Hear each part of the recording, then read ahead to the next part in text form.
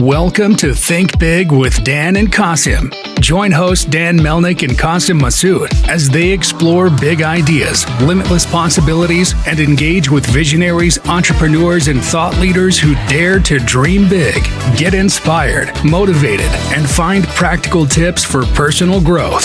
Think big, dream bigger, and ignite your potential. All right, welcome to Think Big with Dan and Qasim. And if you want to go ahead and introduce yourself, tell us where you live and what you do for a living. Yeah, my name is Scott Atwood. I've hopped around a bit the past few years. I've lived in Florida. I'm originally from Massachusetts, lived in Denver for a while, and most recently I've been traveling quite a bit. I am in the direct-to-consumer e-commerce space. I have been for quite some time now. Initially built some apparel brands first, but got into some different brands and built a bit of a holdco. Sold a couple of those, and then now I'm doing some consulting with brands and companies, both on the marketing side, but some brands will have a product but not great e-commerce knowledge and whatnot, so they need a bit of that e-commerce consulting, and I bring somewhat of a business owner approach to it as well. So how did you get into the e-commerce space in the first place? So I was actually in finance and completely, I just didn't enjoy finance whatsoever and started building some brands. Really never expected it to be anything. And one day I kind of just grew the courage to quit my finance job. And right once I quit my finance job, my brands instantly had something like 10x the yearly revenue from when I was in my finance job, and I just never looked back. Started hiring people, and it was great. So very stressful, but at the same time, it's. Well, I was just curious, like, in what year was this? Like, when did you start? When I quit finance, it was 2018. But even prior to 2018, I was still, doing some of my e-commerce brands and projects on the side. It just never was as material as, the past 3 to 5 years. Makes sense. So what's like your first brand that you launched? First brand. I honestly don't even. I had one that actually was a religious brand. It's a huge niche. I'm not super religious myself, but I was like, hey, this is a huge niche, and launched a religious brand that did really well. But it was really just trial by fire, where it was almost, split testing brands, where it was, hey, let's, get $500 of product or a reliable drop shipping supplier, and then, give it a test. Get the first few $1,000s of revenue. If it works, continue to scale and bring revenue or bring inventory in-house from there. And it was kind of a trial by fire. For sure. So I guess, like, obviously now in 2024, e-com is very competitive. So I'm curious, just like how have things changed? Or I guess, like, how do brands differentiate themselves now compared to, 2018 or even before that? Yeah, I mean, it's changed a lot. Just 2020 itself was a glorious time for me. But any time before that, really. But these days, it's not as easy to take an ugly product or ugly brand and kind of wrap it up and ship it off to customers. You have to really be dialed on, in multiple facets of your business. So you need a great product. Customer service is more important than ever, I would say. Shipping times are extremely important, but if you're not, at the end of the day, taking care of your customer and making them return, then it's really hard to build a business, because at the end of the day, you're going to pay an acquisition cost regardless for the customer. So you want them to have the best experience ever, because at the end of the day, I don't want to have to pay to acquire more customers. It's expensive. Ads are very expensive. Any type of marketing is expensive these days. So you want to make sure that you're getting the best lifetime value really from those customers and the best, AOV on that, even if it's just the first purchase, making the most of that acquisition cost. But has your focus always been like on direct to consumer, or do you do like, Amazon? Like, what does that look like for you? Yeah, it's been entirely direct to consumer, entirely Shopify for the most part. I've tested some of the other platforms, but it's tough to say no to Shopify. Were you using Shopify way back when, like when you first got started? Yeah, it's changed a lot since then, but yes. For sure. So what would you say is like the biggest challenge that, any e-commerce brand owners, like obviously it gets very competitive, but just like besides that they're facing today in 2024? Yeah, I mean, I think that cash flow is a really tough one. E-commerce isn't a great business to invest in, really.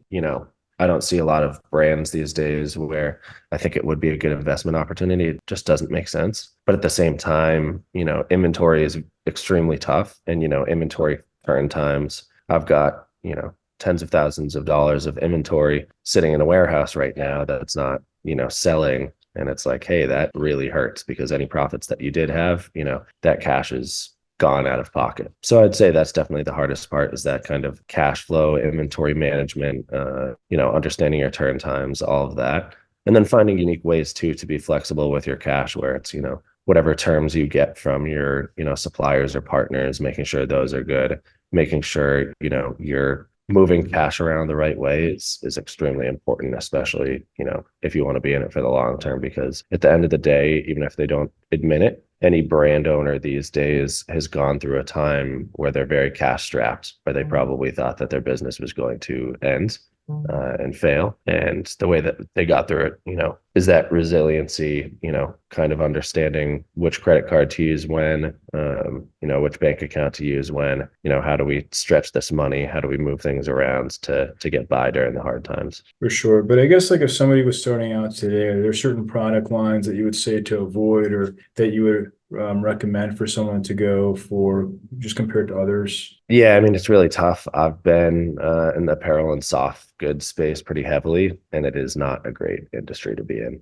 It's hard when it's often a one-time purchase. It's great when you have a consumable, but at the end of the day, everyone wants to make a consumable. Everyone wants to make a drink, or, a gummy, or whatever it might be.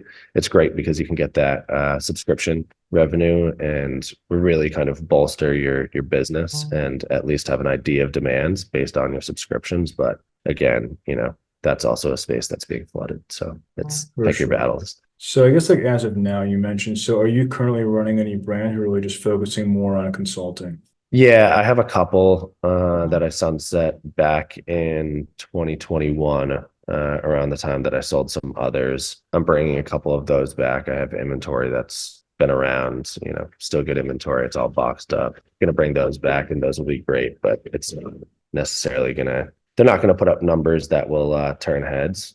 But it's difficult, because even, consulting and agency life, I find very difficult, because it's, not your business. You, at the end of the day, have to, listen to the wants and needs of those people. And it's very tough to make sure you stay within the scope, and make sure that it's a great relationship for everyone. For sure. So obviously now in 2024, most companies are using AI in some capacity. So where do you feel like AI adds value for e-commerce brands specifically? Yeah, I mean, I think it's a great starting point for me with a lot of projects. I'm not of the mindset that AI is going to, put me or some people that I work with out of jobs, at least for the moment. But it is great from the standpoint of, getting initial copy and content and ideas through the door, asking questions that are a little bit more intuitive or pointed than something that you'd just find day to day.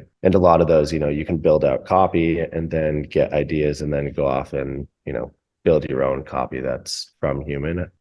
I don't go to ChatGPT and find copy that I'm like, hey, this is lights out, but it provides a lot of ideas and groundwork that I wouldn't otherwise think of myself. And on top of that, I love asking ChatGPT just some ridiculous questions to it. Really helps me with that time management and a bunch of other facets of my life. But at the end of the day, that trickles down to my business as well. That's awesome. So, I mean, what about AI for like AI chatbots, things like that? Yeah, so I've actually been big in the chatbot space. I got pretty heavily into building some chat bots back in like 2016, 2017. And it helped with my e-commerce brands a lot. I think it's great. My fear there is that there's a trust needed in the technology, but that, goes with anyone. Even if you hire a customer service agent or a live chat agent, you're going to have the same problems. But I think it is great from the standpoint that, hey, if you want your customers to have easy outlets to be able to get answers to pretty basic questions as well too. Hey, where's my order? Where's this? What's happening with this discount code? Just questions like that. I find that bogs down a lot of business owners, and some brands that I'll consult with, they're sitting in their customer service email answering these questions that are just absolutely ridiculous. And I'm like, hey guys, your focus as business owners should be on focusing on your brand and what has gotten you to this point, not being in customer service answering these mundane questions that really any person could answer, or AI for that matter. Right, exactly. So, what would you say is the one biggest piece of advice that you wish you knew before you got started in your e-com career? Yeah, I mean, I think that it's not easy, and to be extremely resilient. We're in the age of, kind of that flexer, flash things on Instagram and kind of trick people into thinking that you live this life. That's really not true. I don't think e-commerce has ever really been crazy glamorous. People aren't on private jets for the moment because of e-commerce, and that's fine by me. But I think where a lot of people fall off is they don't have resiliency to kind of keep their head down when things go poorly. I find that a lot of people quit, and there's a lot to be found on the other side if you don't quit. And then, at the end of the day, if you're passionate and there's a market there, it probably will work out. But sometimes there's going to be those rocky times. There's going to be some struggles, and it's important to be really resilient and consistent as well too. 100% agree. So, if we're going to have this conversation again in 1 year from now, where do you see things going for yourself and for your business? I'm not going to lie. I honestly have no clue. The consulting aspect of things has gotten, a little bit dry. It's very hard, when you have a client asking ridiculous questions on a Saturday at 10. I'm also a workaholic, so I'm the type of person to respond to those. But I also realize at the same time, I need some good work-life balance. So I find, the consulting or agency space to be tough because of that. And at the end of the day, it's not your own business, so it's tough to get as excited, when it's not your baby. I'd love to build some brands, but like I mentioned, it's not glamorous. I don't necessarily have the brands that I can say today, hey, I'm really passionate about this niche or this brand or this product. I want to build this into, a multi-million-dollar company that lasts a lifetime. I would like to find that, but I don't know if it's out there. But I've kind of found some comfort in uncertainty where life is pretty good. I know that I might not have that project that I'm super passionate about today, but I know that it's going to come,